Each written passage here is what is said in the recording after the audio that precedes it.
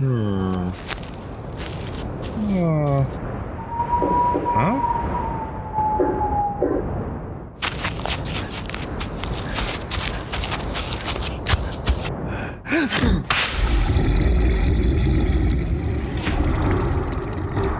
You're listening to Cryptid Clues, featuring your hosts, Taylor Field and Reuben Olson.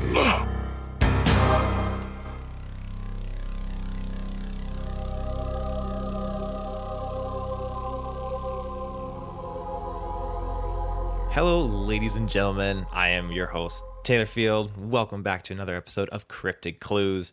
You know what? Reuben is not here again. I know what's going on. Well, his birthday. Thought it's best if he has some time off, he can enjoy with the family and just really kind of relax kicking into the new year. So he will be back next week, but that's not going to be any takeaway from the topic we got to dive into today. But before we get into that, a couple of plugs. You can check us out on our website, CryptidClues.ca. You can find us on social media, Facebook and Twitter, and we're on YouTube. And you can also find us on Patreon, where you can get the episodes ad-free, exclusively early as well, and some Patreon-exclusive episodes as well that are not available on the main feed. Other than that, you can also send us an email, cryptidclues@gmail.com. You just say hi, have any stories, encounters, anything you want to just reach out to, let us know, by all means. But without further ado, we're going to dive into this next episode. So, looking into different topics, I thought what could be something very enticing. And this is kind of a concept and a theory that I have played around with for a long time, and it's something I always reiterate to Reuben. And I've bounced it around with other people. And again, these are individuals that have spoken to this. It's not necessarily speaking to it being cryptid related or anything like that, but more so in the fact that there are massive, interconnected underground networks, tunnels. For whatever their purpose is, remains to be seen. I have my own kind of beliefs as to some of them, and then other individuals have their own ideas as to the remainder. But basically, what I wanted to talk about are cave and network systems in North America, and kind of let that segue into even national parks and missing people and kind of the cryptid aspect to these. So the way I see these tunnels isn't along the lines of basically like an old cave in a hillside or decently sized hole in the ground or anything like that. But like I said, long interconnected natural subway tunnels or natural underground highways, if you want to call them that. I believe, in my own personal opinion, that these networks run for thousands of miles beneath us. Some people on occasion do disappear, either near the entrances to some of these ancient highways, or some people decide to go out splunking. They go out exploring, and they can get lost. There could be an accident. They could die. Like, who knows? The possibilities of something going wrong are incremental. I hope that's the right word. Incremental. They're massive. And again, we don't know exactly, my own personal opinion, what could be covered up. And when I say covered up, I mean specifically the tunnels themselves. These people go out to explore. Maybe they're not exploring for new tourist sites. Perhaps it's specifically like, hey, we found a huge network here. We're going to close it off. It could be dangerous, so we don't want anyone to explore it, or we don't want anyone to explore it because there's something else going on. But before moving too far in, it's worth noting that there's a lot of theories associated with this that are debunked, and just, again, more in-depth comparisons that explore the missing people's locations and cave systems online that you can look into. But like I already said prior, I certainly don't disregard that at all. When you look at random posts of, map comparisons, I believe you should definitely take it with a grain of salt and do your own research. A lot of people have vanished, and a lot of those people on those comparisons do disappear, sometimes farther away from many mapped cave entrances. But the reason I wanted to speak to this is to help kind of clear the air, let people know just how connected the underground really is, especially in its sheer scale. And also the fact that, in my own humbled opinion, I believe cryptids do access and use these networks to travel and stay hidden from the rest of the world. Now, that's all been said. If we look at the discovered cave systems in America, we can see that, okay, Tennessee has the most discovered caves over any of the other American states. they have, and this blew my mind, they have nearly 10,000 different networks, like caves. So that state actually didn't keep records and start counting them until roughly 1972. So from that point on, again, they're tracking them.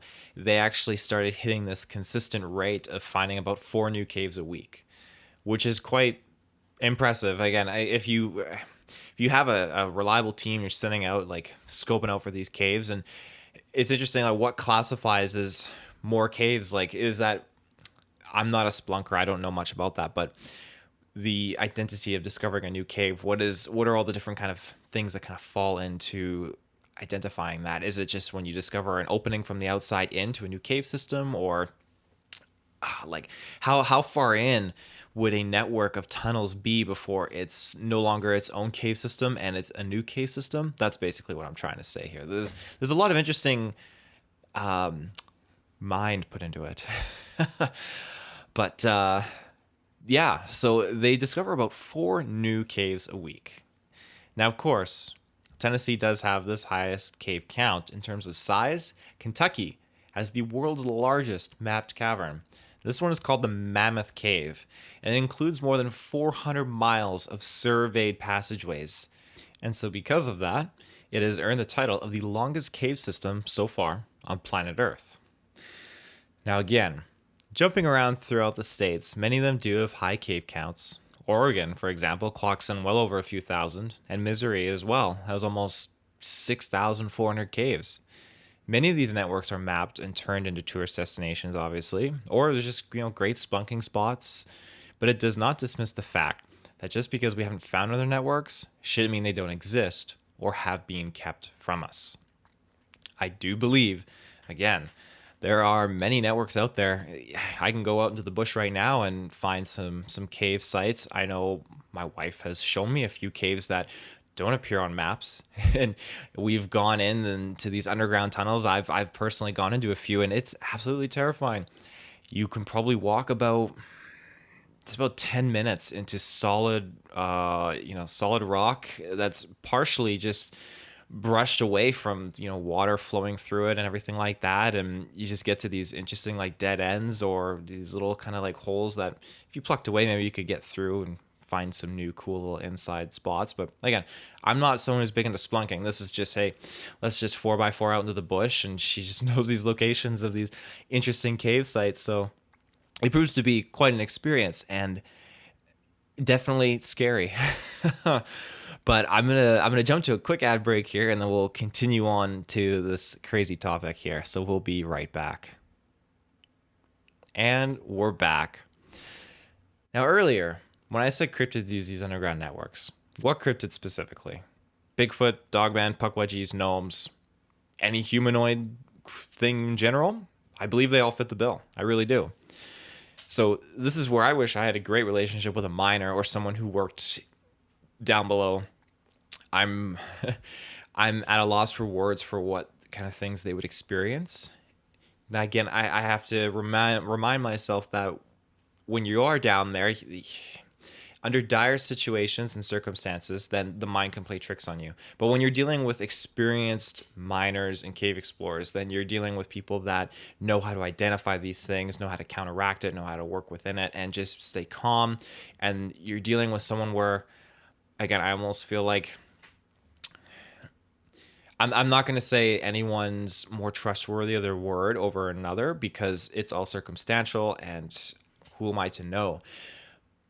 But we're dealing with individuals that if they encounter or see something, then there might be something there to it that's worth inquiring about. So that's why I would love to just be able to toss some questions on some of the weirdest things that they have seen while on the job, or just out splunking, cave diving in general. Now, some accounts that I've personally linked into, they do, cover, okay, there was like a cave in, we're stranded for a short period of time, and then they learn, okay, we're not alone. There's something else within proximity in this little cave network that is with us. Again, it's terrifying. Well, I know that sounds remarkably similar, actually, to a film I discussed with Reuben a few episodes ago called The Descent. I think it's important to reflect on the plausibility a film like that could have. Again, those are with these animalistic, humanoid, primal-like creatures, I don't think it should be dismissed, because I think that concept is very valuable to reflect on. Here and now, speaking of concepts, this is an extremely poor reference, but it's the single concept I want you to kind of take away more than the film overall itself. When you I'm trying not to laugh. Reuben would get a kick out of this. When you look at Leprechaun 2, the movie starring Warwick Davis, the leprechaun himself, he resides in like an underground burrow of sorts with an unending tunnel network. Now, note that's a very magical tunnel network for the plot of the film. But that is the image you could run with. That's what I want you to kind of take away, is that basic concept. Cryptids having these massively unexplored underground areas that are very close or sometimes extremely far away from human civilization. That's my own opinion, and I just kind of wanted to use that as an visualization so that you can kind of see what I'm kind of trying to speak about. Now, if we look back at the surface, I'm going to kind of steer us towards national parks. So many do share a connection with quite a few notable cave systems. There is about 423 national park sites, mind you, sites. I believe the national parks themselves range around like 60 or so. I can't remember the actual specification, but it's in the 60s. That's in the United States alone, though. So in total, they all span well over 84 million acres. Again, national park sites includes like monuments, nationally protected lands as well. 84 million acres, though. That is insane. It just blows my mind. As of 2020, in 2020, it was roughly estimated to be over 540,000 disappearances in North America. And that's around the average. It seems to be an average around like 600,000 people every year disappear in North America. Now, out of this 540,000 disappeared, that includes more than 340,000 juveniles. So you got like young individuals. Now, not all of these cases are people going missing in national parks or caves or anything like that. However, I do believe the number for the parks was roughly around 1,600. Also, oddly enough, and this is something that I've discussed off air with Reuben, National Park Services do not collect data on how many people actually visit and then disappear within national parks. Again, I find that super, super weird and odd. I feel like that's a very important thing you would log. Or you log it and you don't share it with the public.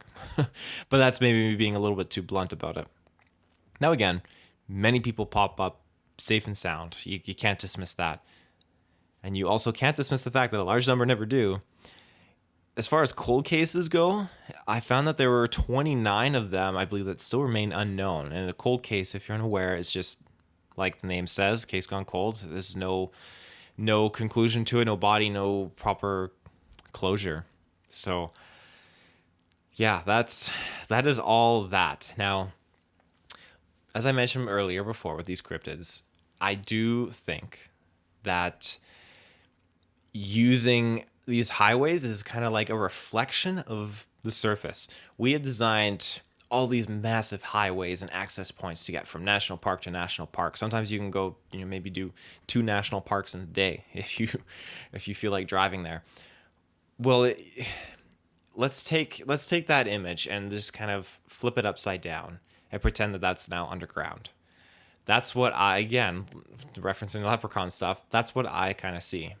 I think a lot of these things are able to trek and traverse through massive distances from park to park. Why would they? I mean, I purely think it's just evasion, and there's just a lot more open space down below than we're led to believe. And the people that do happen to discover these places, or happen to come across them, I think, unfortunately, it's hard. It's between a rock and a hard place, literally. And a lot of these miners either probably get told not to talk about it, or they're very much afraid to talk about it. There's a lot of people from previous generations that I wish that I could speak more to, that have experience and have knowledge on certain instances that are inexplainable when they're exploring these certain realms, I'm going to call it, there are certain areas. So with their stories kind of pulled from us. It just kind of leaves it to new people to go off and explore. And there are certain people that go off and they unfortunately do fall into these categories of, missing cases, or it could be even as simple as someone going out hunting and ends up becoming a 411 case, which is very unfortunate. The thing with going out into the woods, and I've said this before, I say it to my wife all the time, when I'm driving down the road and I look off to the side, and again, we're in British Columbia and it's trees galore out here. I could stop, I could walk 5 feet into the bush and no one wouldn't ever know I was there.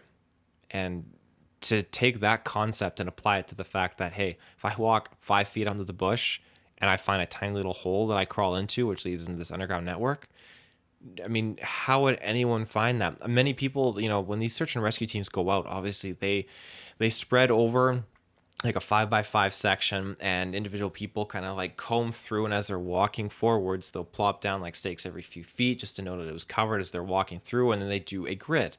And as they zip through this whole grid formation, that they can clear the area, and then they can move on to another gridded section and kind of go through that.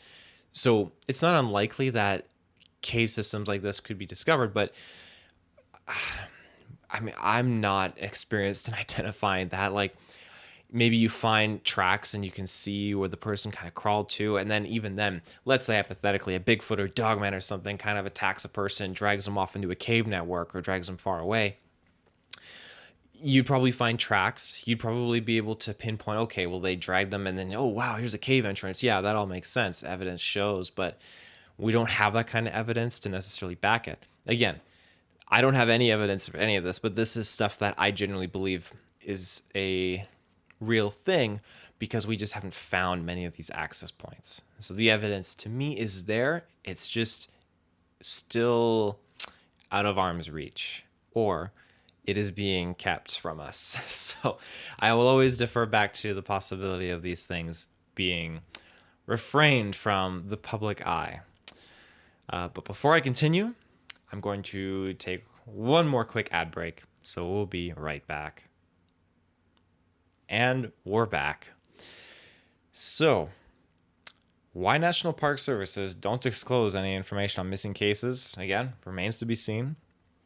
If I had to take a personal guess, I bet there's something that they would prefer to keep hush-hush as opposed to creating a massive panic. Plus, I know I've other podcasts and other people often talk about in like forums and threads and everything about the sense like, hey, if they discover Bigfoot, it would affect the industry out in North America, in the woods, stuff like that. It would just create all this massive chaos and stuff. And true enough, I think it would have an effect, being its own ecosystem. But you don't want to destroy ways of making money. And national parks, they make a pretty penny. There's a lot of people that support them. In British Columbia, you can get special license plates that basically the insurance company, when you buy these plates with them, they will donate a part of the extra funds you have spent on these plates to national parks in Canada. I admit I wanted to get some of these plates myself, but they get a lot of money from supporters and from the public and from people and tourists themselves. And if you were to deter that in any shape or form, it'd be devastating. And I don't blame the National Park Services for wanting to keep that income flowing whatsoever. I think it's justified. Well, when I say justified, I don't think it is in the sense like they should be covering anything up or anything like that. I don't think that's justified. That is a poor use of words. What I meant is I think that I can understand where the greed is, the greed to its core of how they don't want to relinquish that power and the funding and the money there, in the off chance that, hey, we discovered something and unfortunately we're gonna have to close the parks down, for your own safety. People have been getting abducted and missing and everything like that. Like they would lose so much funding, support, money, everything. It's crazy. Which is another thing. I do kind of suspect that a lot of these areas are maybe set up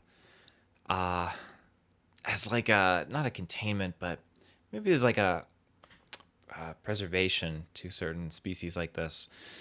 But again, that's another loose thought that I have to myself. So Now we got all that geographical talk out of the way. Let's start closing out with some cryptid talk. In this case, specifically Bigfoot. Now, when you look at the sightings in general for Bigfoot, you can see the West Coast, again, is heavily riddled with them, which makes sense. You have a good bunch of national parks, forests, and cave systems. A lot of areas in general, they're just unexplored and untapped by humans, which also makes sense, again, for the eastern side of the continent. But, and this is, again, my own personal opinion, when you start to look more to the east, you get a lot of crazier cryptid content unfolding there in terms of experiences and just the type of entities that you see. It's very, very different over there.